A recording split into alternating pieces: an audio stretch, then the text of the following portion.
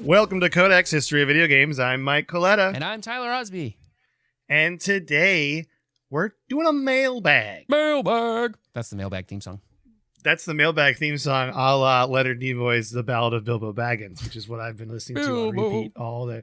Bilbo Baggins. Okay. Do we start every episode with songs now? Because we were singing, weren't we singing like Kelly Clarkson last week or something? I think we brought up Kelly Clarkson because of Finn, right? Yeah. Because of you. Because Finn's the one that made Minecraft happen. Oh, right, and then right. it became a Kelly Clarkson joke. But you're right. You're not wrong. So you are correct in that sentence. Sure. We're getting to mailbag. Okay, we're going on sidetrack off rails.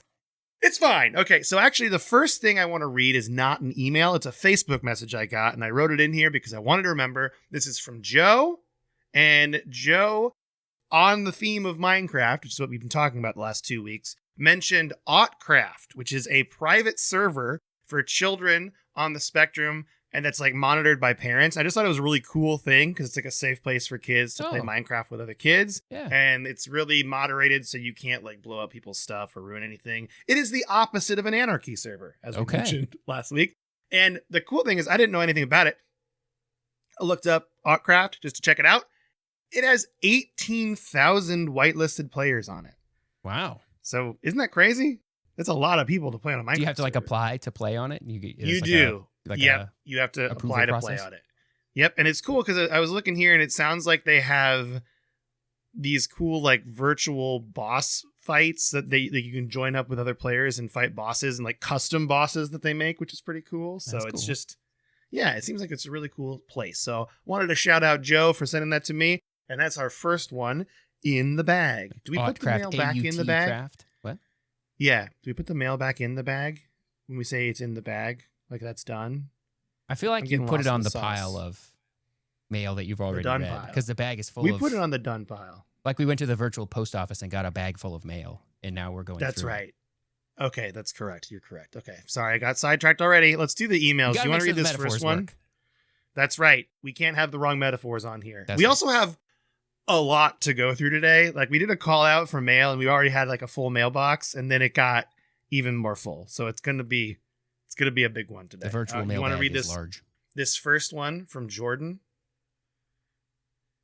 Do you want me to read it? Oh, I'll read it. Sorry, I missed you saying that. Yeah. So the subject of this email is for you and McBreezy.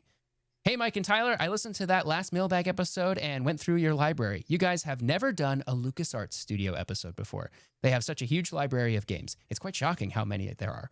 The one I want to suggest to McBreezy is Armed and Dangerous, created by Planet Moon Studios and published by LucasArts in 2003. It's a hysterical game with a generic storyline of the hero trying to save the day, but it's done in the style of Monty Python and the Holy Grail. It has split screen for 2, maybe 4. It's been years since I've played it. It's kid-friendly, and as long as you think Monty Python is a kid-friendly movie... mostly. What? It's mostly a kid-friendly movie. Mostly, yeah, mostly. Maybe there's some jokes. Maybe they're the kinds of jokes that like the parents get it, but the kids just don't. Yeah. And so it's still kid-friendly because it's not. If it's only inappropriate if you are corrupt by age. Okay. Continuing. Did I mention the MacGuffin makes everyone become obsessed with basket weaving if they fail to break the spell? That's funny. That is funny.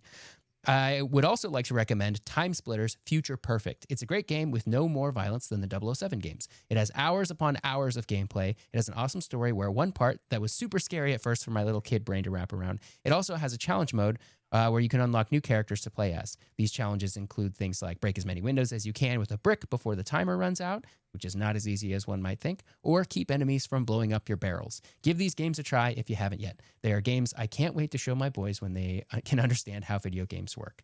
Anywho, many spider butts, Jordan.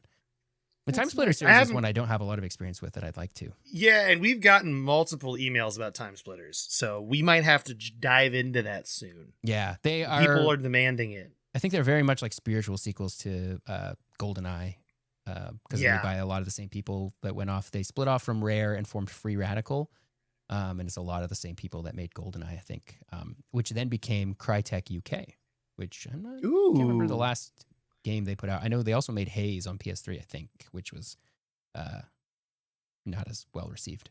but little history I think here. It's the same people. I could be wrong about that. I'm going to have you read this next. Oh, actually, I'm going to read this email because I'm the one that checked it out here. But it's the subject is just games, ! It's a little short tidbit, so I might read the next one too. Okay. But it's my name is Alan. I wanted to drop a line to you guys saying how I've enjoyed your podcast for a couple of years now, and it really got me into game history when I first discovered it. Yeah, that's awesome. Cool. You guys are one of my few inspirations for a website I created where I am uploading short written interviews I am doing with people I know in the games industry. And I wanted to shout out their website. It's thegamenarrative.wordpress.com. And I checked it out and they have these cool little interviews with people. It's a really cool place to go. Wow. And I mean, it's neat. It's really neat. So if you're interested in getting a little more history fix, they have, I think, 4 interviews up there right now, but it seems like they've been publishing them pretty regularly. So yeah, awesome. I would definitely check it out. Yeah. So go check out that website, read the interviews, send them an email. It's the game narrative, all one word, .wordpress.com. That's how URLs work, because they're always all one word. I don't know why I said it that way, but the game narrative.wordpress.com is the website. So check that out. I'm going to read this next email because it's really long. Okay. And it's about Kingdom Hearts. Oh. And I want you just to think about what I'm saying because I know you're the Kingdom Hearts expert on the podcast. You really do. And here we go. Okay. And I don't not love it. I just want to say it out there. I may have said some things in the past about Sora that upset Tyler. It's probably the most contentious part of our friendship, I think. I'm still not getting over it. You're still not getting over it. He's still upset. But here we go. Let's read this. All right. Subject, Kingdom Hearts. What's up, my dudes? It's your boy, Beef McCulloch. Oh, Beef McCulloch over here. I don't even know what that's from. I think it's Breezy, but okay. To send you another very timely and informative email. Still making my way through your backlog. I'm somewhere in spring 2023, and I listened to your first episode on Kingdom Hearts. Y'all mentioned the Disney Renaissance and animation when speaking on the Disney properties included in the first title, and as an adult Disney nerd who worked for the company for 8 years and also a regular nerd who enjoys history, I thought I could speak on why some think the quality dipped before The Little Mermaid in 1989. First, although Walt didn't actually direct any films, he was very involved in the entire process, from casting, voice work, animation, art, and everything. Walt was an extremely difficult person to work for. He expected high quality from everyone who worked under him and rarely gave any praise. There was even a strike at the studio that was only ended by the Japanese bombing of Pearl Harbor. Dang. And in parentheses here, it says the War Department asked the studio to make propaganda and training videos to support the war effort, and the animators would have looked like supervillains if they were the only ones deciding not to support the fight. However, after Walt got involved with Disneyland and then later the planning of Walt Disney World, he stepped back a little to focus on those things. Walt passed in 1966, and around that time is when we see the slump in animation. Walt's 9 old men animators who worked on Snow White, Dumbo, Pinocchio, Sleeping Beauty, etc. had either retired, gotten too old, or moved on to new studios and projects. This time also saw more competition from their studios in the animation space. Prior to Snow White, there was no long-form animated film. Disney basically created that industry with Snow White. There are some great classics that came out from 66 to 89 time period, like Robin Hood, which, sidebar, I love the Disney Robin Hood. This is Mike talking. Movie. It's a great movie. But for the most part, it was a lot of films that were made on a shoestring budget just to try to bring in some cash. In the 80s, Walt's nephew Roy decided that he didn't like the direction the studio was taking regarding its animation and basically staged a hostile takeover using the Disney name to convince the shareholders to oust the old CEO and bring in Michael Eisner. Eisner beefed up the studio and asked the animators to go back to what made Walt Disney Animation popular in the first place, fairy tales. This led to Little Mermaid, Beauty and the Beast, and Beauty and the Beast is the first, and to this date, one of 3 animated films nominated for Best Picture at the Oscars. I didn't know that. This was also followed by Aladdin, an adaptation of the Arabian fairy tale, The Lion King, which is maybe the greatest animated film of all time, and an adaptation of Hamlet, along with The Hunchback of Notre Dame, Hercules, and Tarzan. I'm sure I'm missing a few, but this basically sums up the Renaissance. After 99, CGI films were becoming the rage, and technology was catching up enough to make it viable for most films. Since 2011, all Walt Disney Animation Studio films have been CGI. I didn't know that. The last traditionally animated film is the Frog. That was like maybe they use. Yeah, that was yeah, because we were in 2009. college. Yeah. The last traditionally animated film is the delightful Winnie the Pooh from 2011, which I cannot recommend highly enough. Since I'm sure you're dying to know, my favorite Disney movie, excluding Star Wars because that's my fandom, is Big Hero 6, followed by The Lion King. Why wasn't Noctis in Kingdom Hearts 3? It's unfair. Those boys from Final Fantasy 15 are legends, and I love them all so much. Do you agree with that statement? I do agree with that statement. That game, I mean, I know it's a Final Fantasy game, so it's not underrated necessarily, but I think people sleep on it a little bit. It is a very good game. It's a great story about going on a road trip with your bros. That's right. This is it ends here by saying, thanks for my lengthy email. This has been Codex, a history of Disney Renaissance, brought to you by your boy Gop Jinju Spider Butts Brian. So there you go. Isn't that nice? That was a long one, but I wanted to read that in full part because Brian took a long time to write that. You know what I mean? I don't want to not read this history that he wrote. He practically wrote a small essay. Also, I did know about the strike because, okay, I'm going to talk about another YouTube channel. That's fine, though, because we don't care. You know, if you haven't heard Defunct Land, you got to start watching Defunct Land. Yeah. Because it's amazing. But they also do an episode of Defunct Land about the strike. And they also do an episode about this party that Walt Disney held for his animators. That is a really weird event. And I just highly recommend you watch those videos because they're very good. But do you want to read this next email from Jordan? You're just only reading Jordan's emails today. Jordan had multiple ones. Exclusively Jordan emails today. The subject only of this Jordan one emails. is glitches, bugs, exploits, and cheeses. Hello, Mike and Tyler. Sorry I have emailed you a bunch of times. Don't apologize for emailing us. We ask for it. We literally ask for you to email us. It's all we want. Just send us emails. Yeah. So sorry I've emailed you a bunch of times. I just have new emails I'm thinking of. Anywho, what's your personal favorite of the above mentioned stuff? Everyone knows of the Atheon exploit, that's from Destiny, or the Missing No Glitch, that's from Pokemon. My personal favorite is the bestest boy ever. Here I am, a boy of 14, playing GameCube. I think could be Xbox original. Playing games like Fire Emblem for the first time and loving it. Well, my dad comes home with a brand new game called Gladius, a tactics game where you're a gladiator fighting the Roman mythology. You can recruit centaurs and gorgons and stuff, while there is a creature that stands head and paws above the rest in terms of awesomeness. I give to you the lowly dog. Can I tell you what this dog wasn't good at? Because it's a shorter list. Well, archery and spear throwing he has trouble with. Well, yeah, paws make that tough, I think. It's true. I'm not sure what is going on with the dog, but this dog could wear human armor and use human weapons. Do you want a dog to have a warhammer while wearing plate mail? Yes, I do. What tops it off, you'll see the joke in a second, is he wears a cute shield on his head to protect him from obvious arrow fire. Anyway, sorry again for the many emails by now. Spider Booties, Jordan. Gladius, I think, is the game that was in the last Xbox that I picked up off the street. It was an original Xbox. Really? I think that's the game that was in there. It's a disc that was in there? Drive, yeah. I haven't played it, but that's what was in there. So I love that when you get a console from a Goodwill or something, and then you get home and there's a bonus game in there. Soul Calibur 4. Yep. Then you got to go on eBay and buy an empty case for it. Mm-hmm. Or is it Soul Calibur 2? I can't remember which one I got. I got one from the Xbox I repaired. I think it was 2. It would have been, 2, because 3... Because Xbox 3 original. Xbox game. Before, I think, was on 360. I just got the disc, though. I don't have the case. And now I'm like, do I buy a case on eBay? You got to go on eBay and just get case only. Case only. For somebody who, I guess, lost their disc or something. Favorite glitches, though. Oh, yeah. I mean, Masigno's up there. Masigno was my first experience with glitching out a game. I'm going to say I do love the cheese. It's certainly the one I exploited the most, Atheon. I think. Yeah, I love the Atheon cheese. The Templar had a cheese, too, in Vault of Glass. This is topical because I'm wearing my Destiny hat today. Mm-hmm. Where you could also push him off the edge using grenades to push him back, and then he'd just fall and then die. And I liked that a lot too. But I actually found a glitch yesterday. Did I tell you this? I don't think I told you this. No. We were doing a call to arms, which is an activity in Red Dead Online. Our friends and I, shout out to Aaron and Jamie and Brad. Ooh. And we were playing Call to Arms, and we were in Valentine, and there's a saloon that you can hole up in.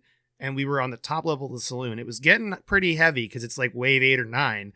And then Jamie found out you can jump above the rafters, above this room that you're not supposed to be able to be on. And you can tell you're not supposed to be able to be up there because half your legs are inside the wood. It's not meant to be there. And so we sat up there, and that's what helped us beat it, was we found this like little exploit. And so that's going to be my new favorite exploit, because that's the one that I found out yesterday.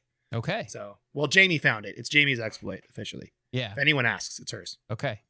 Jamie pioneered this exploit in the Old West. It's true. I gotta go. I think Missing No is definitely the one I exploited the most as a kid. You can, for those unaware, if you fought the Pokemon Missing No, which there's a whole bunch of steps to get to this. It's not a real Pokemon. It's like a glitch Pokemon, but it comes up as Missing No.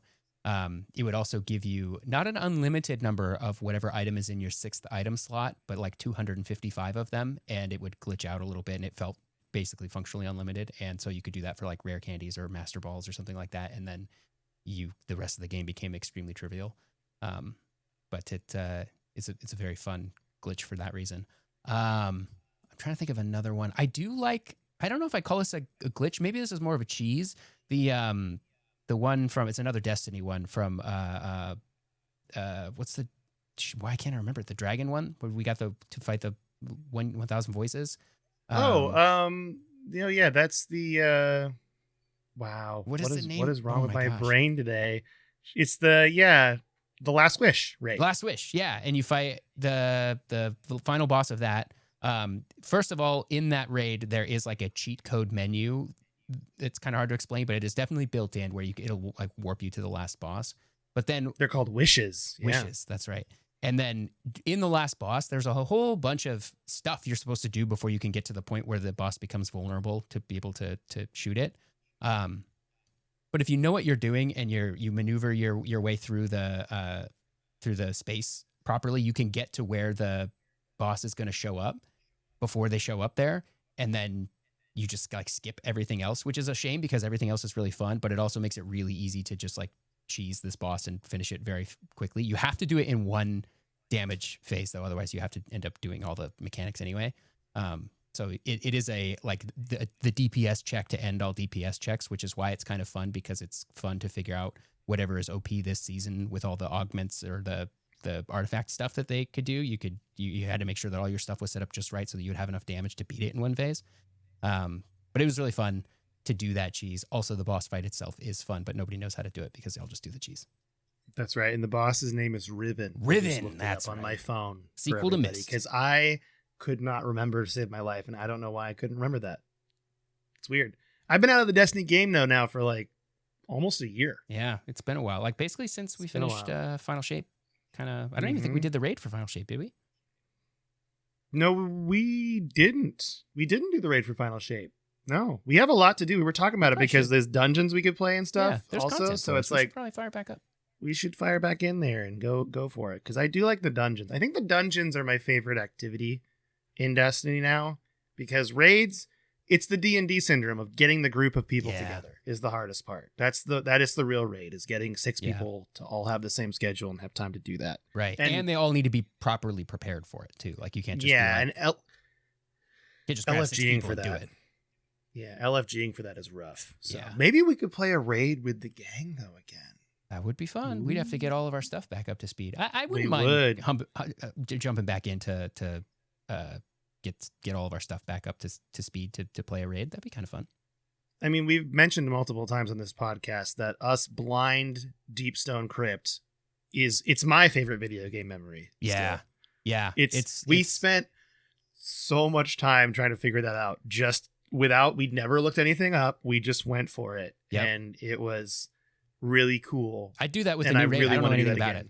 So I'd do that. I don't know anything about him either. I don't look him up intentionally on the dream that one day we'll do that again. That's why. Yep. So, all right. That was a really good little email there. I'm going to read this next one. And the subject line is Tony Hawk's Pro Skater. And Matt, this is from Matt in Japan. Matt actually has 2 games for us today. Okay. So this is the first game or question. That's like a game is, hey, Mike and Tyler, in the same vein as Tony Hawk's Pro Skater in quotes, what would each of your guys' names be? So Mike Coletta's blank blank or Tyler Osby's blank blank. Note, more than 2 words can be used. So it's got to be Tyler Osby's blank blank. Mike Coletta's wing eater. I think that would be mine. Like chicken wing eater, maybe? Or Mike Coletta's Lego Builder, Mike Coletta's Wing Eater. I'm thinking about things I like, and I love chicken wings. Oh, how I love chicken wings. Yeah. Oh, I'd have to be like Tyler Osby's pizza baker or something. Tyler Osby's Xbox modder. Yeah, pro Xbox modding. It's either Xbox modding or pizza baking. I like to think it should. I know it's not. He said we could have it be 2 words, but it should just be 2 words because I think that makes it sound funnier. Yeah. Like Xbox modder, Wing Eater. I'm gonna be Wing Eater. That's gonna be mine that I hold down. But that's a great question. What's funny if you asked also 12-year-old Tyler this question, it would be Tyler Osby's pro skater. Oh yeah, that's true. I did a lot true. of skating when I was a kid. Dude, I have a heart-wrenching memory. Are you ready for it? Yeah. You ready for it? Okay. I was playing Tony Hawk's Pro Skater. I got the album Hang-Ups by Goldfinger. Okay. Mm-hmm. And I was like, I'm gonna go skateboard in the driveway. And I was skateboarding in the driveway. My brother's like, did you just start skateboarding because of Tony Hawk's Pro Skater and the band Goldfinger? And then I never skated again. Oh man. Got ruined for you. So we can all blame Frank Coletta. That's my brother. We can all blame him. That's why I'm not a professional skateboarder today. Oh, okay. Dang. I'm gonna text him that. I'm just kidding. We're good friends, but I haven't skateboarded in a while, almost 2 years now. Last time I skateboarded, I broke my arm. Dude, see, and like I want to learn to skateboard because I think it'd be kind of funny to learn to skateboard in like my late 30s, early 40s, right? So like, it's approaching that time, right? But I also am like, I don't want to pay those medical bills. That's the problem. That's like a young man's game. Yeah, I think the idea of like I want to learn to do this like what is considered a youthful thing in my like late 30s is a cool thing to do. I think the practical implications of like you're going to fall and break something and hurt your back or something like that is like very real and wouldn't have happened if you were like 18 trying to do this again. Yeah, it's such a bummer, man, because you really want to make it work, but yeah, you don't want to hurt yourself. I would love to be good at skateboarding again, and I just am not. Dude, that would not that if I ever was good at it. I don't know. I think you're good at it. I'm going to tell everyone you're a pro. Do you want to read this next email? Because it's about the Apple II, which is all you. And it's also by Jordan again. All right, Jordan. Subject, Apple II. Hey, Mike and Tyler. Seriously sorry for the amount of emails I'm sending you, but you'll never guess what I saw at work. I work at UPS and I had to check who ordered this. Someone ordered an Apple II. It wasn't you. It wasn't me. I didn't order an Apple II. I already have one. But I had to check anyways. As a listener and you having Jaybird War, just thought you might enjoy that tidbit of knowledge. Again, sorry for all the emails. No, don't apologize Jordan. For the emails. Keep sending emails. It was not me that sent or received an Apple II because I already have one, an Apple IIc. That was my dad's actually that he had for school, and my mom wrote a large paper on in college and took hours awesome. To print things out. Oh man, that's so cool though. How hard? That's when you really got to make sure that it's all edited too, because if you type that all out and print it all out and it takes a long time and you see a typo, whew, yeah, because it like had to go over each line. Those like dot matrix printers from back in the day, they go over each line like several times. They're extremely loud. It was with the paper that had the things on the side to like scroll it through because you had to, and then you had to rip it off when you were done, and all the paper was attached really cool. To each other. It was all like one big sheet that was perforated, and each page you had to tear off when it was done.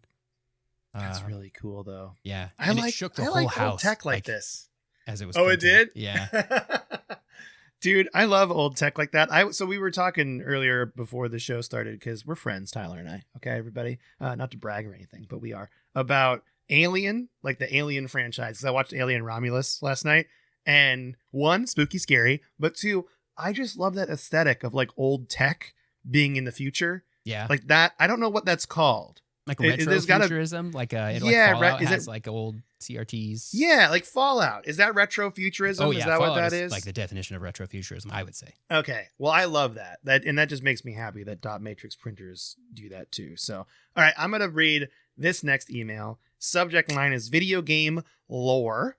Hey guys, I was listening to you guys talking about Minecraft and how there's a ghost story in it, and then Mike said he would love to write a book about ghost stories and stories in video games. It got me thinking about all the lore there is in video games. Zelda, Halo, and Pokemon have some of the largest lore piles I've ever Googled, but there is lore that is wacky, like Farming Simulator 4. Anyways, hope this email finds y'all well, and as well as keep up the good work as I listen in on Mondays. Your retro gaming fan from Greenville, South Carolina, Andre. Oh, thank you, Andre. Thanks, Andre. I really do want to do that. I think I'm going to try to do that. Like ghost I've stories, never like written a book creepypasta before. or stuff that's actually in games. I think fan-made lore is what I would like. I like because, and this is going to get, I mean, this podcast is about video games. We can get as nerdy as we want. The idea of like an emergent narrative is what excites me. Mm-hmm. Like, NoClip is in the process of doing a really good documentary on Dwarf Fortress. And I was actually working on an episode of Dwarf Fortress. I was like kind of like starting to like get the gears turning. I bought a book and I was going to buy the game. And I was going to start playing it. But I don't know if I want to talk about the game Dwarf Fortress, or if I want to talk about things like Boat Murdered and like people using Dwarf Fortress to write their own stories and stuff. Ooh, and that's kind of cool, yeah, though. That's what Dwarf Fortress primarily creates. Is it creates, because if you don't know, they like you generates a fantasy world with history and locations and historical figures. It plops you in that world. You make a Dwarf Fortress. It inevitably fails, and it creates a story. And so there's a large part of people online going and making their own stories and telling their stories about what happened to them in Dwarf Fortress. And I think that's the part that excites me the most. Yeah. Is like you're using video games as a storytelling tool. And that's a really cool thing. So I want to talk about things like that. And that's why like Herobrine is cool. Because yeah, it's not real, but it's cool that someone made that up. Yeah. It's fun. And like Enderman and Slenderman and like all that stuff. Like, because Enderman was based on Slenderman and yada, yada, yada. And yeah, so I just think that's really, really cool. And that's what I would want to write a book about. It's like emergent narrative. Yeah. In video games. That's a cool, and I think it's something that like video games are uniquely poised to do. Yeah, in the storytelling for sure. space, right? Because people talk about a lot of times like, oh, this game's story is so good it could be a TV show or it could be a movie, and we've seen those like Last of Us and Fallout and stuff, which is cool, and that's great that you can tell like a cool linear narrative in a video game. But yeah, the thing that a game can do is like allow you to create a story that like happens to you. That I think is pretty neat. And potentially one of the cooler uses for like things like AI, right? Where if this AI can like sort of craft a narrative for you as you do stuff, almost like a dungeon master that doesn't require like a human to do the thing. I think that could be a cool use of AI that isn't really possible otherwise. For sure. Also, I think too, if even in games that you don't really think about as doing that, like for example, in Skyrim, or in my case, Oblivion, when I got it for computer in like 2008 is when I built my computer. Okay. No, I built my computer when I was 16. Yeah, so that would be in 2004 is when I built my computer. So 2006 is when I got Oblivion, and I was playing it on my computer. And I randomly generated a character, and we're just going to pretend like all recent news doesn't exist, because in 2006, it was very funny because the character looked like Bill Cosby, like straight up. Yeah. And I didn't know how that happened, but we just named him Bill Cosby. And then we had this character that looked like Bill Cosby going on fantasy adventures. And that like made a story in its own. Like, remember when Bill Cosby died in this like dungeon? Like, and that was fun. You know, that was like a fun thing that me and my friend Kevin did. And I mean, obviously, I could not have picked a worse celebrity to tell that story now. But at the time, Bill Cosby was widely revered. We all loved him. Yeah, in 2004 or 2006, no one thought about that kind of stuff. So it was just like a silly thing, right? But yeah, and I like that aspect of games and narrative. So, and maybe that would be the introductory chapter. Would be talking about that, and I'd have to be like really clear, like, hey, this was before. This was before we knew he was an awful person. A horrible person. Yeah. So, but anyway, so that's one thing I really like. So I think we could talk about that. How did we get on this topic? And video game lore. Andre, thank you for the email. It was a great one. We jumped right into it. Now, do you want to read the next email that's not from Jordan, called Mailbag? Yeah. Okay, I'll do it. I don't think we have any other Jordan emails here. Yeah, we don't have any other Jordan emails, I think. I'm gonna delete the last name though, because I don't want to read Travis's last name. Okay. On accident. Subject: Mailbag! ! Should more developers update older games? Doom 1 and Doom 2 recently got a huge update that fixed bugs and added more content as well as mods from communities on PC. Turok also recently got a big update that improves gameplay in various ways. I think it's a great way to breathe new life into an already existing game. I would love to go back to Ocarina of Time or Mario 64 with new content or even just gameplay fixes. DLC/updates for older titles tickles my fancy. Does it tickle yours? Anyways, thanks for all the content. Keep it up. Also, Mike and I have the same birthday coming up, so happy early birthday to Mike. Oh, birthday twins. Aww. Me and Travis are birthday twins. I think there's a world for this. The question is if you're a business, they really have to think about the demand, right? Like, so for example, Half-Life just got Half-Life 2 just got a bunch of updates. Big old 20th anniversary thing, yeah. Yeah, exactly. And I think that's because there was a demand for it, right? Because people still play Half-Life 2. Like Mario 64 Ocarina of Time, I would love it if Nintendo was like, yeah, let's push out some updates, but I don't see them doing that. They would just remaster the whole game instead. Yeah, that's the 3DS, their 3DS version operate. Of Ocarina of Time and Majora's Mask. And if you are technically minded and don't mind an unofficial solution, there are, for both Mario 64 and Ocarina of Time, there are decompilation projects that have ported those games to PC and other platforms, and they have a whole bunch of like fixes and improvements and quality of life things and all kinds of cool stuff going on there. There's a lot of like setup and stuff involved. You can't just like double click an exe and go. And you do have to provide your own lawfully purchased copy of the ROM file. Obviously. Look into the camera when you say it, obviously. But so if you're willing to mess with that, Ship of Harkinian is what the Zelda one is called, and then I can't remember what the Mario 64 one is called, but there's lots of like mods and stuff that like add ray tracing to them and stuff like that, where it's like this game looks way better than it has any business looking. So I'd recommend those if you're interested in those two games specifically. I think Star Fox 64 has one now as well. Ooh, they give you like higher frame rates and maybe like ultra widescreen support, all kinds of cool stuff. So I'm into it. I mean, obviously I want it. It does tickle my fancy. Yes, if that's your question, Travis. Yeah. It tickles my fancy and it tickles Travis. I don't want to speak for Tyler, but I think it tickles his fancy as well. I played the Doom 1 and Doom 2 remakes that came out recently. I want to say those were done by Night Dive Studios, which, rest in peace, I think got shut down. And they also did the Turok one, I think, too. They did. That was their whole business, was just like taking these old games and re-releasing them. Who did Tony Hawk's Pro Skater 1 and 2? That was, I think it was Toys for Bob with Activision. But then they got moved off of that. Yeah, they joined the 3 and 4 is 3 and 4 is different now. Yeah. Everyone gets sucked into the Call of Duty machine. Yeah, if you were an Activision developer, sooner or later you are just making Call of Duty.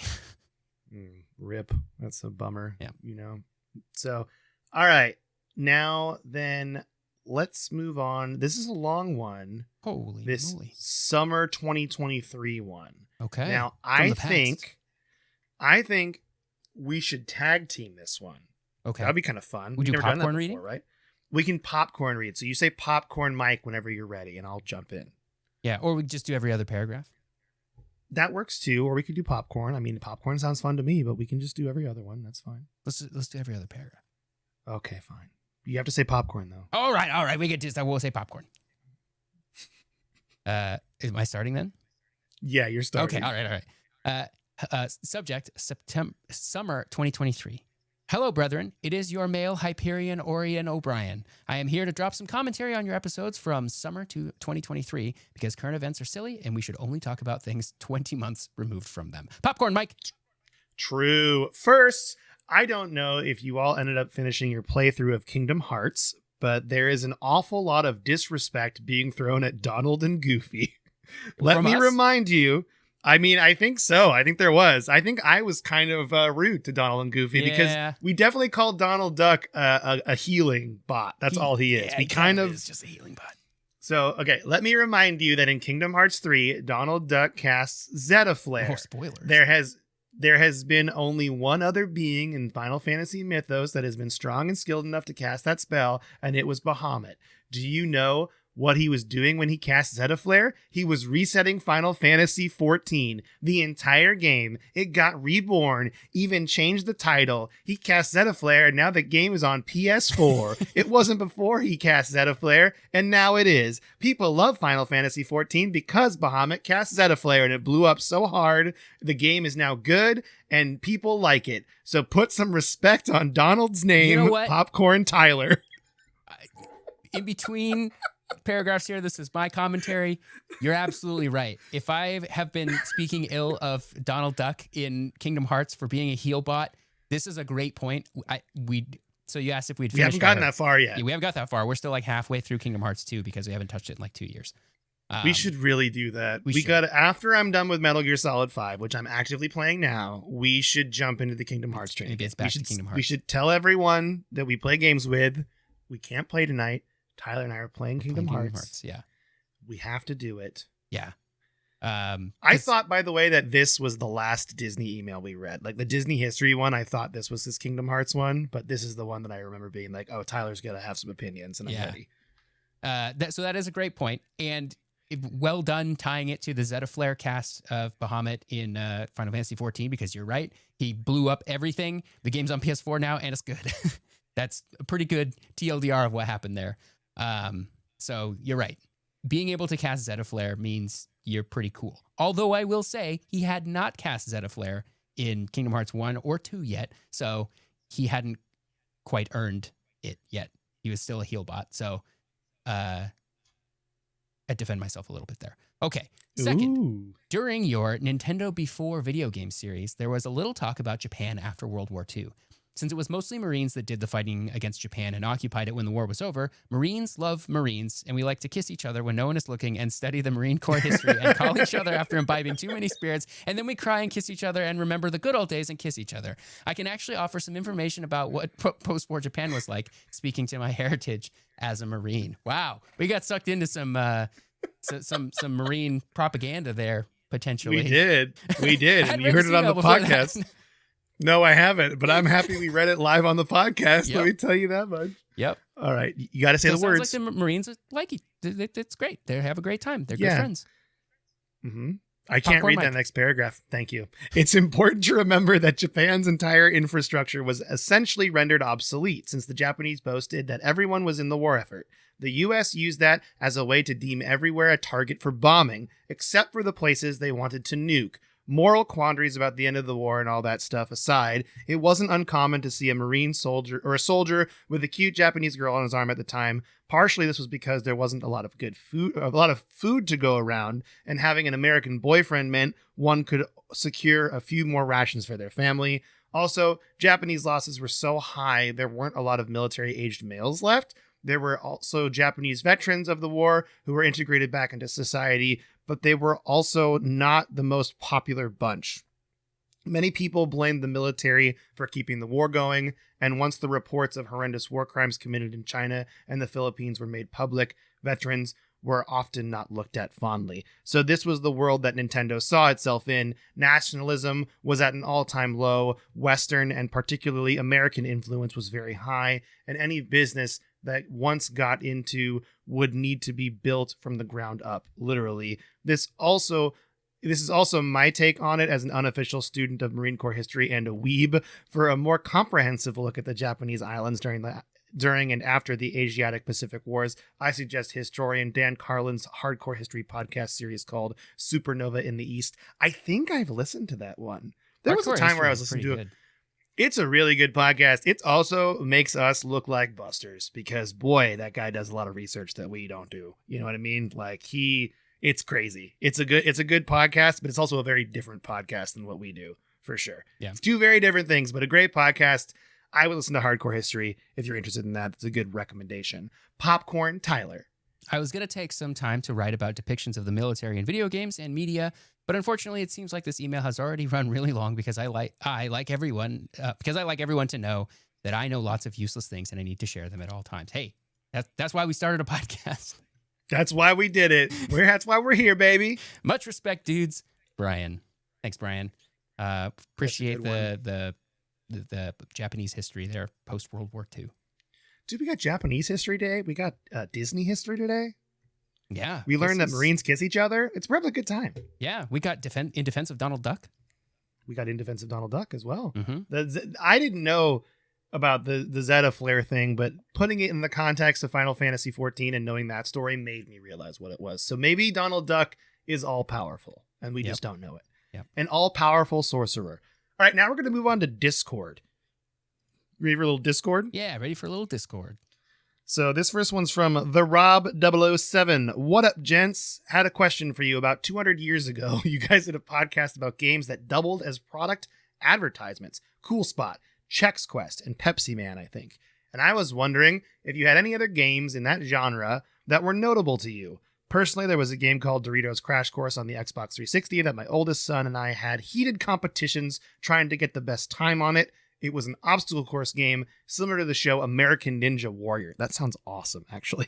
It was super fun game. It was a super fun game that was actually really well done.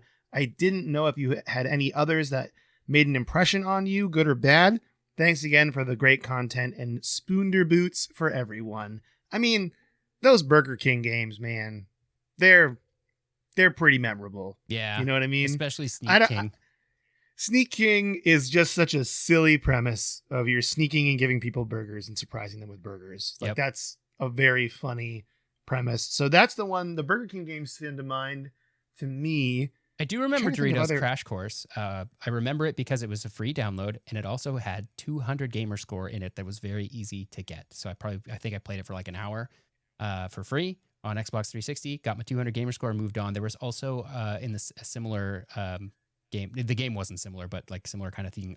Toyota Yaris game that was free and had some gamer score that I think I also did that. I remember it being a little bit more difficult than the Doritos one to get all the gamer score for it. I wonder if there's like this era of Xbox Online promo games that might be lost media at this point. Yeah, potentially, maybe. Yeah, that would be interesting to try to explore some of those early games where like just being a free game like kind of gave it some novelty, right? Like nowadays, tons of stuff is free, so you don't have to play advertisement games for free entertainment. But back in those days, like seeing a real game that was free was like, oh dang, better play it. Yeah, it's kind of wild when you think about it. So that would be something to look into. That's a great email, though. Thank you so much. Chex Quest remains my favorite. Oh yeah, Chex Quest is king. Do you want to read this next one from Kai? Yeah. Actually, we got another one from the Rob in between. Oh, there are two from the Rob. I'm sorry. Yeah. Rob. I almost. The Rob007 says, "Hey guys, sorry about stacking questions on you. Don't apologize. But another Never one apologize. Popped in my head. I was once talking with a friend of mine about Castlevania Symphony of the Nights, especially about how once you got the Chrysogrim, you basically beat the game. Did I say that right? I haven't played Symphony of the Night. That sounds right to me. Chrysogrim? You nailed it. First try. Are there any items or weapons in games that essentially beat the game once you got them that you have come across? I know that once you got the Chrysogrim in Symphony, you pretty much destroy everything in your path, and you can go lay waste to Dracula anytime you wanted to. Thanks, guys, for everything y'all do. P.S. Get well soon, Mike. Oh, because you were sick. Oh, that must have been when I was sick at that time. Yeah. Thank you for saying get well soon. Yeah, the gun from Half-Life 1 that shoots bees. That gun is so good because it's tracing. Yeah. So that's the first thing that came into my head was the bee gun in Half-Life 1. What about you? Do you have anything like that? Yes. So there is a gun in Jak and Daxter 2, Jak 2. I think it's in the third one too, called the Peacemaker, that pretty much just destroys everything on the screen. You get it way later. All of the, or most of, I can't confirm all of, but I think most of, if not all of the Ratchet and Clank games also have a gun or variations of a gun called the Rhino, which is RYNO, stands for Rip Ya a New One. And they cost an absurd amount of bolts to get, and once you get them, they basically just like you just win with them, which is really fun because they're so hard to get. Like you pretty much have beaten the game before you get the thing, so it doesn't feel like you're cheating unless you wanted to sit and like grind it out for a while. Because I guess you could do that, and then I guess it makes the rest of the game trivially easy. So there's that. I want to say there's a few other ones too. There's like that portable nuke in Fallout that feels kind of like that. Oh yeah, that's kind of broken. Yeah, but I don't know if it's Davy Crockett or not, but it's similar to like something like the that. portable nuke in Metal Gear Solid 3. Unreal Tournament also has the Redeemer, which is a similar idea but that one is a double-edged sword because you can blow yourself up pretty easily with that one.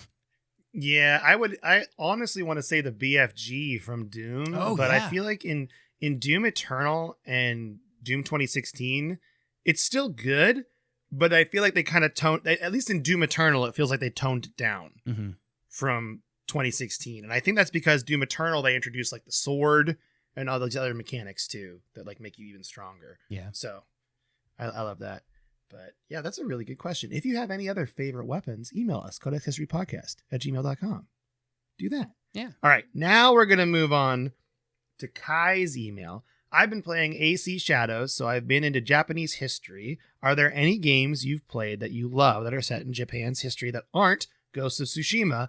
An unknown game, in my opinion, is Shadow Tactics. It reminds me of XCOM. Keep up the good work. And Mike, my bunny is watching you. They have a bunny, Kai, and it's watching me. And it's a joke, they said in there.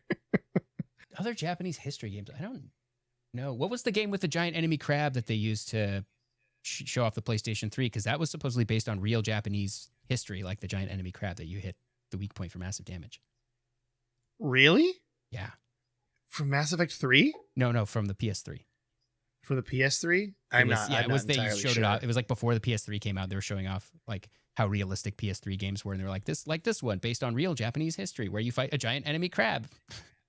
Oh, wait, real Japanese history, also giant enemy crab? What? Yeah, that's the only one I can. I don't know if that ever actually became a game or if that was just a tech demo for PS3. I can't remember. Dude, now I'm wondering if there's like games, because I'm like thinking I've never played a Yakuza game. Yeah, me neither. And I know that's like the early Yakuza games are based in Japan, obviously. Sekiro. I just Googled it now. Sekiro. Shadows Die Twice is apparently. I feel like I haven't been playing anything that's like that now. Yeah. Now I feel like I'm lost here. Yeah. Trying to think if anything jumps out to me as I scroll through here. This Steam curator list has Persona 3 as a Japanese history game. I don't think I would say that. Yeah, I don't think I have much experience with it, which means I need to get some experience with it. Yeah, I haven't tried Assassin's Creed Shadows yet. I'm a little skeptical, and it's just a me thing about the whole Assassin's Creed. Just the way it's done is just not for me. I've decided. I've never been able to get into those. And yeah, I tried to get into Black Flag, and I was into it, and then I had to do like multiple tailing missions in a row, and I was just like, I don't want to do this, and I kind of fell off to the side. But it seems like it's cool. It's definitely a setting that you'd think they would have done in Assassin's Creed sooner. Yeah, because like that's like a perfect setting. So, but yeah, I guess I don't really have any locations that I've done in Japan, like for video games. It's a bummer. Yeah, well, that's a gap in our game. It's a gap in our history. Do you want to read Oates's? Yeah, Oates Discord says, message. Hey guys, finally thought of a second question for you. Have either of you ever gotten rid of something gaming related and later regretted it? I just had to get rid of some gaming stuff multiple times over the years, but I always tell myself that it's just stuff and I can buy it in the future if I really miss it. The one thing of mine I do regret is this sick hat worn by Nintendo reps in the NES/SNES era. They're very hard to come by and not cheap when they do pop up. Thanks, guys. Keep up the good work. My Nintendo DS. I don't know why I sold it. Your DS? But my DS. I sold it in like 2012 because I had gotten out of college and I was just trying to like clean up and get rid of things. And I sold my Nintendo DS. Never should have done it. I'm still sad about it. Still wish you had it? Still wish I had it. Yeah. For nostalgia reasons or practical reasons? Because you could play DS games on your 3DS, nostalgia reasons and like collectible reasons. Like, because I just loved it. And I mentioned before that I had like Resident Evil Deadly Silence, which is kind of like an expensive game now too. And I just gave that in along with it. I think I sold it for $80 for that and like all my games. I shouldn't have done it. It's a bummer, man. Yeah. Such a bummer. But hey, it is what it is. You live, you learn. Also, my mom got rid of my Sega Genesis, and I've never forgiven her. So that's that too. Yeah, but that wasn't your fault. That wasn't my fault though. The NES was the DS was my fault though. That was me. So. Yeah. I think the only thing that I have gotten rid of that I regretted and is why I hoard all of my video game stuff now is I remember selling a copy of Toy Story for Super Nintendo and Super Bomberman 2 for the Super Nintendo to GameStop. Well, it was Software Etc. at the time, I think. I didn't get very much money for them. I'm not sure what I got with the money that I traded them in with. But I have regretted it because I remember wanting to go back and play those games and I couldn't because I didn't have them anymore. So now I don't sell any games and I just keep them on my shelf forever. That's right. We hoard the games. Yep. We're holding on to them. It's Yep. good. It's a great question, though. All right. Next question is from Mo. Trying to think of the weirdest possible question for Mailbag. If you had to assign a video game character to each of your major body parts, like a Megazord from Power Rangers, which would you assign to head, body, left arm, left leg, right leg? And what special abilities would your Videozord have? Dang. So I'm going to think of this more like the powers focused, right? Sure. So I'm going to assign, I think, my favorite character. So my right arm is going to be Doom Guy. Left arm, Master Chief. The whole arm is Doom Guy. It's not Doom Guy's right arm. Yes. Okay, got it. Yes. It's like Doom Guy. Master Chief left arm. Right leg. I got to think of something speedy. Crash Bandicoot. Sure. Left leg is going to be Luigi. He jumps higher. Yeah. So that's a thing.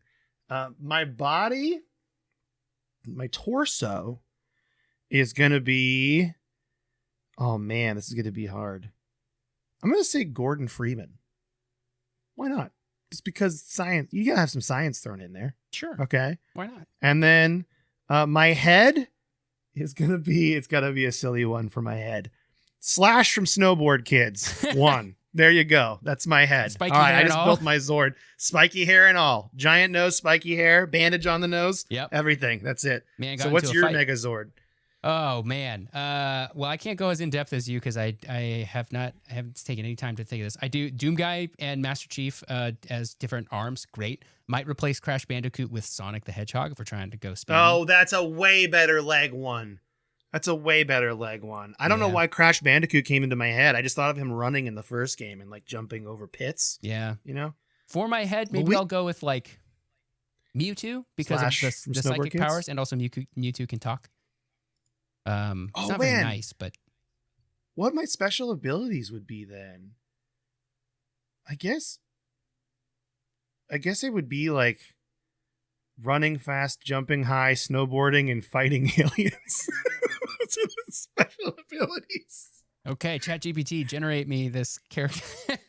Oh no, it's gonna just be a monstrosity. It's awful. Honestly, It's gonna be so terrible. Mm-hmm. Sorry, you weren't finished. Oh, that's about all I got. The Gordon Freeman for the torso is good. If you get to keep his suit, that's good. That's what I was thinking. Was the has suit was what I was thinking. Although I'm sure Doom Guy and Master Chief, their suits also block radiation, I would assume. I mean, it sounds like that stuff doesn't even bother Doom Guy. That's Doom true. Guy is like the Gandalf of Doom, as in he's kind of like an angel, right? He's like a battle angel guy that can't really die. He's like, so in that sense, I don't think he cares about radiation. Yeah, his sleeves right. he has no sleeves. He doesn't even care. Yeah. He's Doom Guy. He's point. the Maiar of Doom canon, which I love. Okay, that's a deep nerd. Go ahead and keep going. Wow. Yeah. Gandalf is a Maiar, which is like kind of an angel in Lord of the Rings. Oh, okay. Yeah, he's like an angel of the Valar, which are like the lesser gods. Sure. And if I remember, and then I remember the top one is Iluvatar, is the top god in Lord of the Rings. It's like God. Because that's the weird thing about Lord of the Rings is there's like the eras, you know, like the third age and the fourth age. I think to J.R.R. Tolkien, like humanity is a modern age, like the seventh or eighth age is like us in his pantheon. I'm hoping I'm remembering that correctly. If I'm remembering this wrong, someone that's got the knowledge email in, but I think that's what he was going for. Kind of crazy, you know? But yeah, sorry. I that was a whoop boy. Diatribe. Wow. Nerdy diatribe. You got Lord of the Rings on the brain after that Leonard Nimoy song. I really do. After the Bilbo Baggins thing, it's all I think about. It's just that plays in my head and Lord of the Rings and the Silmarillion. Okay. Go ahead and what's your head? Mewtwo. Mewtwo, for the that's psychic right. powers. Okay. Yeah. Mewtwo's not very nice, but if we're not taking personality traits. You don't have to be nice. Yeah. I just want the psychic strong. powers and the telepathy. Right. That's good. I should have picked Ness as my head. Ooh, that's a good from Earthbound. That's a good call too. Yeah. That's a good call, but it's too late now. I'm committed to Slash from Snowboard Kids. All right. The next game we have is from Matt in Japan, and I'm excited to play this game. I'm going into my Discord right now because the game is in the Discord channel, and I'm going in there because there's specifically like spoiler things that we can't open up. So we're just going to go through it. Here we go. Okay. Matt in Japan. Here are a list of song lyrics. You must guess whether they are from a video game or from a Taylor Swift song.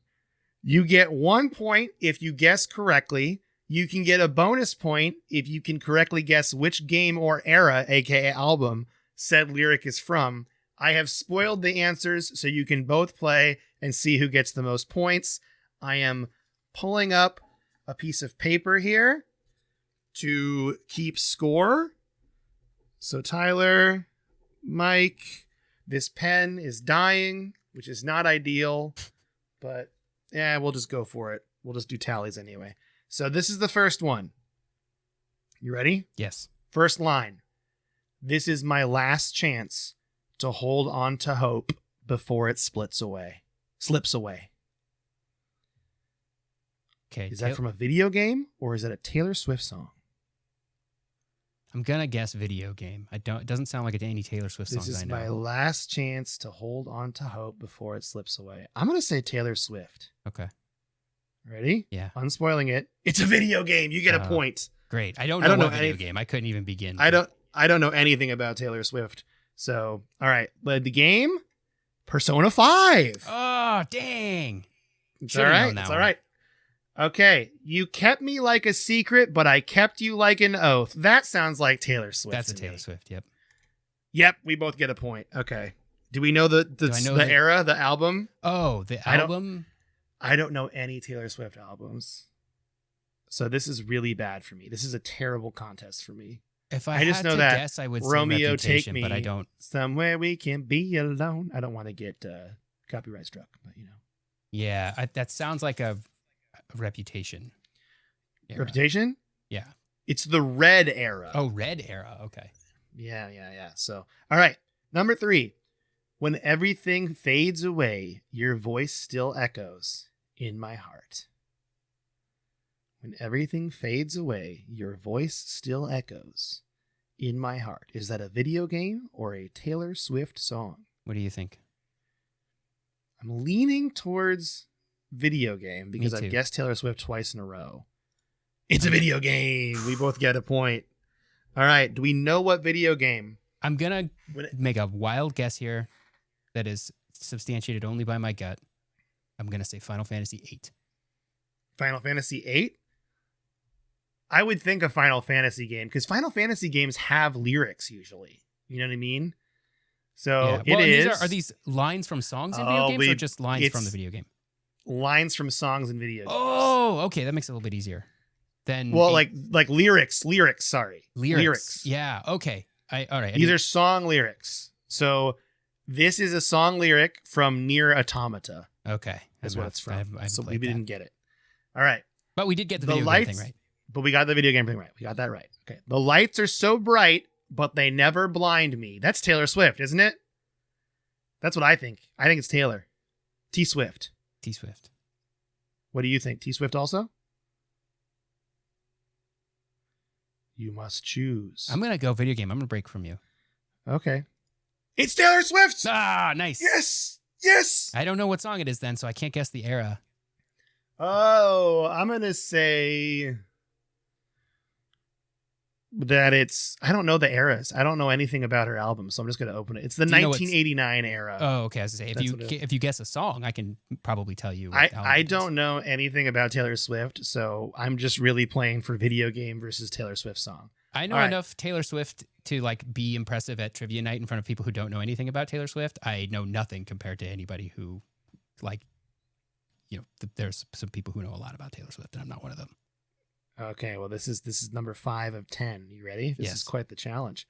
Like shadows in the dark, I see you, but can't hold on. Taylor Swift or video game? I feel like that's a video game. I'm going to guess video game. Yeah, I think I will too. These are really good. It's a video game. It's a video game. We both get a point. These are really well done, Matt. These are really good. These are really good. Okay, do we know what video game it is? Let's guess. I'm going to guess like Shadows in the Dark. I see you, but I can't hold. But you can't hold on. I'm going to guess this is a Final Fantasy game. I'm going to say Final Fantasy 10. That's my guess. Yeah. Final Fantasy 10. Yeah, I don't think it is. But I don't have a better guess. So yeah, Final Fantasy 10. You're gonna steal my guess? Yeah. Oh, it's Final Fantasy 15. Ah. Oh man. Okay, we know what gets a point there. We'll make it through the storm no matter where we are. Taylor Swift or video game lyric? That could be Taylor, but I don't know. And no matter where we are, doesn't no matter where we are. So you think it's a video game? I'm going to go Taylor Swift. What are you going to go with? Video game? I'll go with video game. All right. It's a video game. I don't know what video game do you want to... Okay. I don't know either. Do we want to make a guess? Snowboard Kids 2. It's not that. It's not Snowboard I was Kids like, really? 2. No. It's... Do you want to make a guess? I just read it, though. No. Okay. It's The Legend of Zelda Breath of the Wild. I didn't know there was a song with lyrics in that game. I didn't know either. That's great, though. All right. And the skeleton in both our closets plotted hard to mess this up. That sounds like a Taylor Swift line, yeah. Yeah, okay. We're both going Taylor Swift. It is Taylor Swift. We get a point. Well, I get a point and you get a point. Do you know what era it's from, Tyler? The skeleton in both of our closets. Plotted hard to mess this up. Plotted hard to mess this up. I'm going to go with folklore.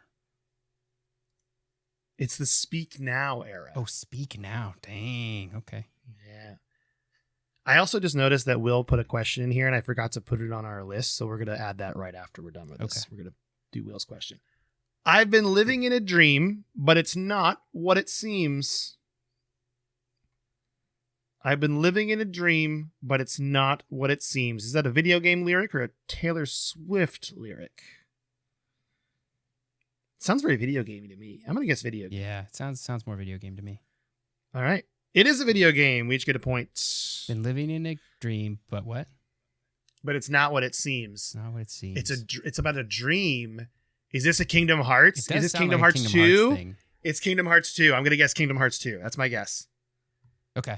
I'm going to go with 3 then. All right. It's Kingdom Hearts 2. Hey! I got a video game guess. Yes. That ties us up too. We each got 7 points. All right. In the silence of the night, whispers guide the way. That sounds really Taylor Swift. In the silence of the night, the whispers guide the way. It does sound. I'm gonna say Taylor Swift. Yeah. Okay. I will too.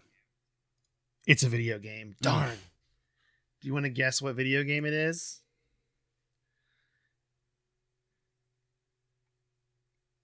Do you have any guesses? No. I'm going to guess Animal Crossing New Horizons. It's Fire Emblem 3 Houses. Yeah. Fire Emblem 3 Houses. This is one of those things where I put that clip up on the internet and people just get mad at me if I did that. All right. The last one is I polish up real nice. That sounds like a Taylor Swift lyric. It's got to be. All right. We both got a point there. But what era? And what era do you think it is, Ty? For the win. If you get this, we're not tied. I polish up real nice. Otherwise, we're tied. I pretty much know every song on Reputation. So I always want to say that, but I don't think this is on there. I'm going to guess Midnights. From the song Bejeweled, Midnight's era. You did it. You win. You got 9 points and I got 8 points. Bejeweled. Good job, Is Tyler. that when I walk in the room? No, that's Shimmer, I think. Wait. Was Taylor Swift just here now? Was she just here? Is that her? Is she on the podcast? Gets to feel the whole place shimmer. I think that's a different song. That's good, though. Man, that was a fun game. Great game, Matt. Great game. Yeah, that was really fun. It reminds me of the game we used to play called Destiny Gun or Wham Song. Yeah, which is also a really fun game. That is a very fun game to do. Okay, what is each of your favorite hole-in-the-wall restaurants? This is from Will. Are hole-in-the-wall restaurants, those aren't chains then, right? Yeah, they're like places that are kind of grungy. Maybe kind of grungy and divey. I do have a place that I love in a small town in northern Washington. I'm going to sound selfish. I love this place so much that I'm not going to tell you what it is. That's Wow. how much I love this place. What town? And that's how much I love the chicken wings. I don't even want to say the town because it's so small you could find it. Wow. It's my favorite chicken wing restaurant. And if you really want to know what it is, I will send it to you in a DM. I will not put it out on the podcast. Wow. I actually saw a like TikTok video come up for the town, and I sent it to my friend, and I was like, they better not blow our cover. Because we found like our favorite. Yeah, my friend found this chicken wing restaurant in this small town that I love and he loves. And I drive up there like an hour and a half every like once a month to go. And it's never really crowded and it's always great. And I don't want that to change. And if I tell people about it, like they'll know. True. So I'll DM it to people, but I'm not gonna say it on the podcast. I know that's a really weird thing to say, but I don't want it to get ruined because I love it so much. It's like a dive bar with amazing chicken wings. Okay. So dive bar with amazing also chicken wings. All flats, no drums, which is also something I love. Okay. So it's like Nelson's I said, Market Mike Coletta's in Bellingham. Just kidding. That's it's close to Bellingham. Is it? My uncle used to It's close to Bellingham. Yeah, it's close. That you really? Nelson's Market in Bellingham. Yeah, that's my uncle used to. Wow, I'm gonna ask my friend if he's been there. Is it still open? Is it still a store? Yeah, it's still there. Still Nelson's Market. Still a convenience store with Marlin Cafe in there. Yeah. So if you're in Bellingham and you've never been to Nelson's Market, time to go. Yeah, just know it's part of the Osby lore. It really is. Right. Yeah. Do you have a hole in the wall place? Maybe someplace in Tri-Cities? No, not in Tri-Cities because I haven't been there in a long time, and any holes in the wall are probably gone. There was a place in Santa Monica that I liked, coincidentally called Hole in the Wall Burgers. That was pretty good. It might not be there anymore. We could do Pullman restaurants too. What? We could do some Pullman restaurants too that are like if we want to give actual things, like actual answers. Oh yeah. Well, I don't even know what those restaurants in. I mean, the one that I think of in Pullman that I love is Emerald Chinese Food. But there's multiple Chinese food restaurants in Pullman, and I'm pretty sure they're all owned by the same group of people because they all have the exact same menu with subtle changes to them and the same like font and everything. But they got really good General's chicken, which I'm a big fan of. Mm-hmm. So, yeah, that's kind of all I can think of. I mean, in Los Angeles, it's all about the taco trucks and the food trucks. Oh yeah. So if we count those as like a hole in the wall, South Philly Experience I think it's in Mid City now. They used to have a Philly cheesesteak truck. Now they have an actual location in I think it's in Mid City in the Los Angeles area. That place is pretty good. Nice, dude. There's a place in LA I love called Park's Finest, which is like a Filipino barbecue place in Echo Park. Highly recommend that too. Check that out.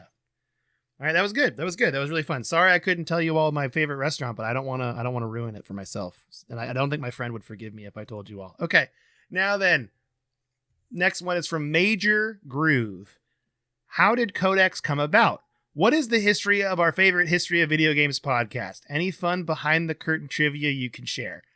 I think I've mentioned this before. It was just me before, and I made an episode that is seriously lost to time. I tried to find it and I can't find it. The original.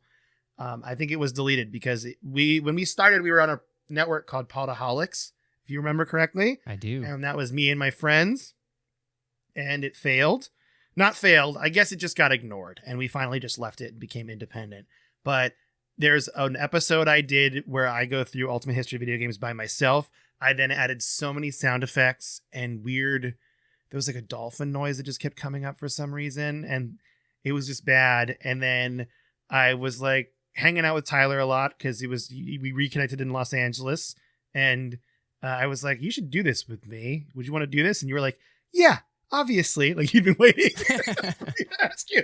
And I'm like, yeah, I should have asked you sooner because Tyler's got an encyclopedic knowledge of video games and we have fun hanging out together. And that's kind of how it started. And we really thought no one was going to listen. We thought it was going to be like, you know, we thought we'd maybe have some fun for a few episodes. And and then I was like, hey, man, people are listening. And we were surprised. So, and thank you so much for listening. And that's the real origin story. No real crazy trivia I can think of right now. Yeah. Can you think of any? No, not really. I mean, we used to record in person. We used to record, but we're in that room you're sitting in. Yeah, in the room I'm sitting in. We didn't have any video. The video is we've only been doing for a couple of years, right?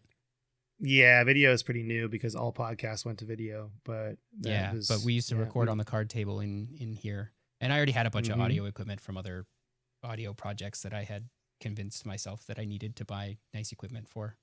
I'm one of those guys that likes to buy nice equipment and then not have a project for them.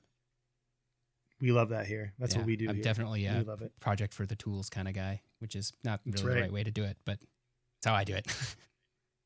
Like those guys that go to Harbor Freight and buy a giant thing of tools for when they only need like one screwdriver. Yeah, and like, what do you need all this stuff for? And you're like, I don't know, but I want to have it when I do. It's here. It's ready. We're ready for it. All right, that's great. Do you want to read the next one here from Burger Champ? Yeah. What games did you have low expectations for going into and ended up pleasantly surprised? Oh man, I'm sure I've got examples of this, but I haven't. We should have looked at these before. I got one immediately. I had very low expectations for Mass Effect Andromeda, and I did not think it was as bad as everyone thought it was.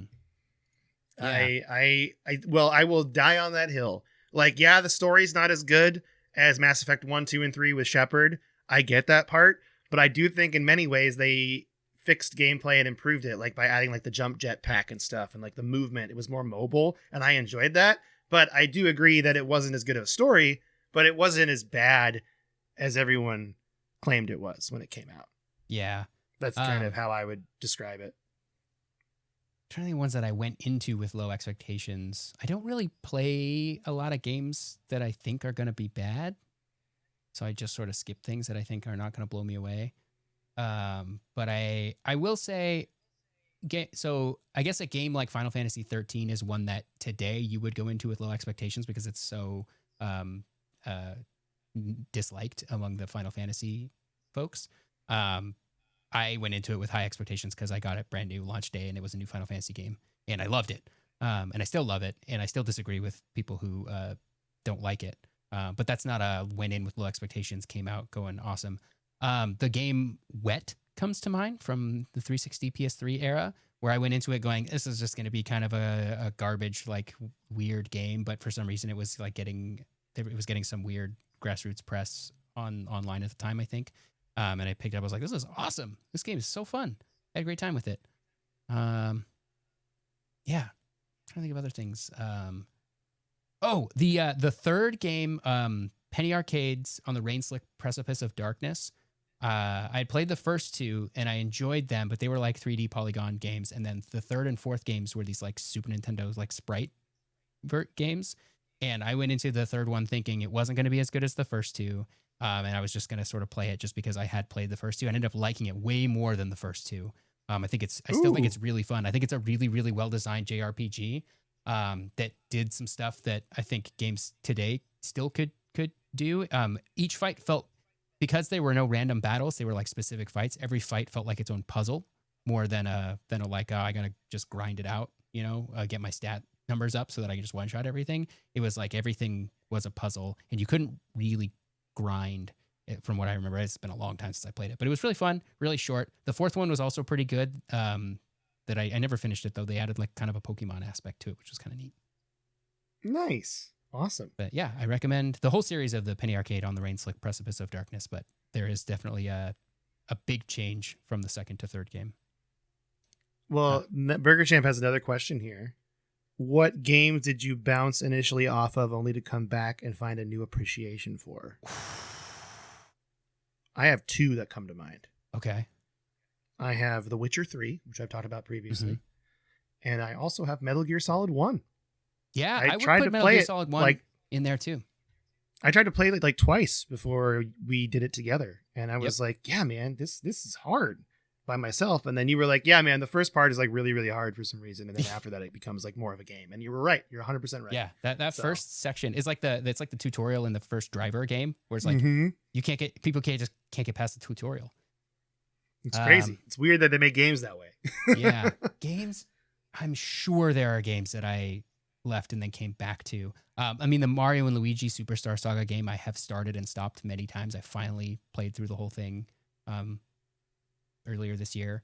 Same with Paper Mario, the original Paper Mario I had like rented, I think, as a kid, and then didn't quite get it. I didn't know what I was getting into. I didn't realize it was like an RPG. I was like, this doesn't feel like a Mario game. This is weird. Yeah. There's some Final Fantasies that are like that. I would say the first 2 Final Fantasies, which I recently in the past couple of years finally played through, but I started and stopped them so many times in the past that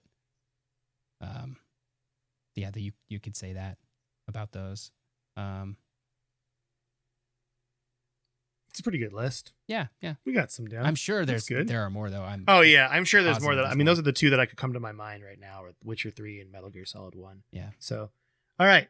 Now, the final question from Burger Champ on that same message was also, what types of non-gaming books do you enjoy? I love nonfiction books. I don't read a lot of fiction. I really love books about like sociology, I suppose, and economics too.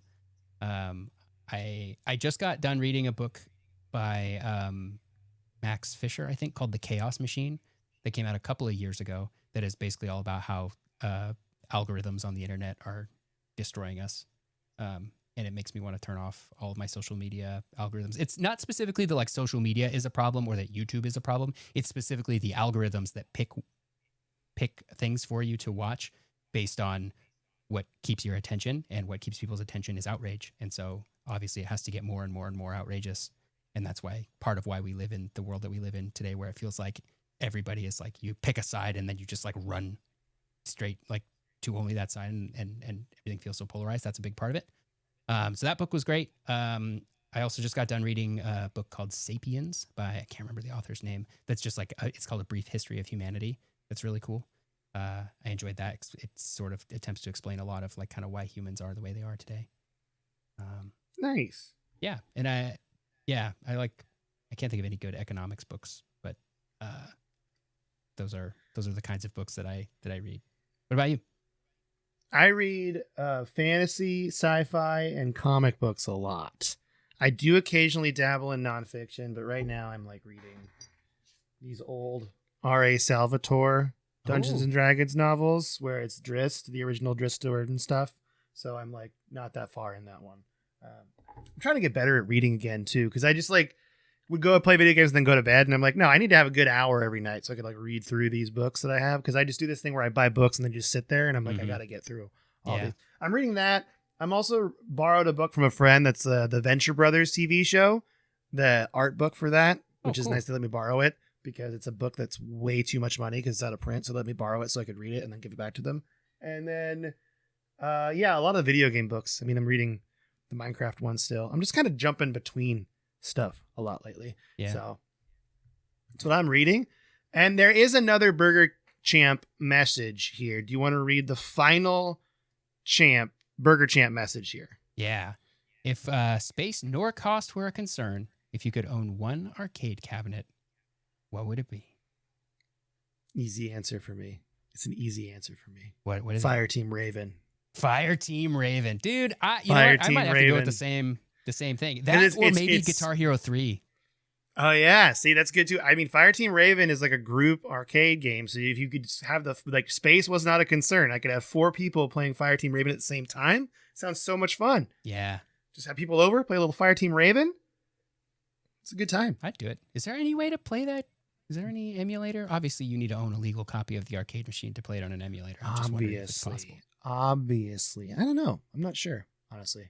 I have no idea, but there might be a way. We got to look that up after the podcast. But we're going really long today. Tyler, what you been playing? Oh, man. More God of War Ascension. I'm about 6 hours into that game, so a little over halfway, I think. And it's still enjoying it. It does feel a little bit less polished, a little bit jankier. Like I don't. This is not a great analogy to use, but it's like it feels like the B team made it. You know. Ooh, yeah. Which is maybe not true. Maybe they just tried some stuff that didn't end up working out. It doesn't feel quite as like polished or grand as God of War 3. Part of that is because it's a prequel, so the story like necessarily can't be quite as big, you know. So, and I think I talked about it the last week. The dissonance between like wanting a game to progress in gameplay mechanics while being unable to justify those progressions narratively is just interesting to me. Because you got to be able to give Kratos powers, but then why doesn't he have these powers in the first God of War, which takes place after this, right? Because that's an old PS2 game and they just hadn't got that far yet, you know? That's the kind of thing that's interesting to me. But that's about it. That's really all I've been playing. And I'm probably going to fire up some Tony Hawk soon because I want to get back into Tony Hawk for the 3 and 4. Yeah. Yeah, that'll be great. But yeah, that's pretty much it. What about you? I beat Avowed. Nice. Did that last week, which was exciting. I liked the ending a lot. I had a good time. I enjoyed the story. Put about 34 hours into it in the end. So I got a lot out of it. It was a good time. I also started up Metal Gear Solid 5 again. That's what I'm really focusing my time on now. I'm just trying to beat that and play through the story. And I just hit a big story beat. It was exciting. Ooh. So yeah, I'm not going to say anything though. I don't want to spoil anything for anybody here. But yeah, it was really fun and I'm enjoying it. And I'm kind of like, I feel like I get Metal Gear Solid now. Like I understand what I'm trying to do and I understand the gameplay. Like, cause I was worried jumping back into it if I'd forgotten it. I'm like, oh no, I still got it. Mm-hmm. I still got this, you know? And that's just like really good. It feels good. It feels good to me. 5 is certainly the best, like most polished from a gameplay perspective too. Yeah, for sure. And it just feels really good. And it also is like relaying in, and it's kind of nice because I'm listening to the tapes and the tapes really give you so much backstory. Like if you didn't play the older games, like if you're like, I don't want to play all the old Metal Gear Solid games, I just want to play the newest one, you totally could. You could just listen to the tapes and get the backstory. That's the best part about it, I think, is they made it a little more accessible. Yeah. Or you could just watch a YouTube video on the lore. That works too. And chronologically, it fits in. It comes in before even the first Metal Gear. So you're in the like Metal Gear Solid 3, Peace Walker, and then 5 is like really all the lore that's relevant to you. You'll catch references to stuff or like cheeky little in jokes that they put in that are in other Metal Gears, but I don't think you lose out on a lot. Yeah, you just got to know Peace Walker and Snake Eater, really. Yeah. Right? Yeah, that's it. Pretty because much. Snake Eater, that's the 2 prequel stories. So, but yeah, I've been digging that. So, if you got any other questions for us, please send us an email at codexhistorypodcast@gmail.com. You can go to codexpodcast.net. That's our website. That's got all our links on there, our Discord server. We got a contact form, our Trello boards, everything. And with that, Tyler, do you want to say goodbye to everybody? I do want to say goodbye, everybody. Goodbye, everybody.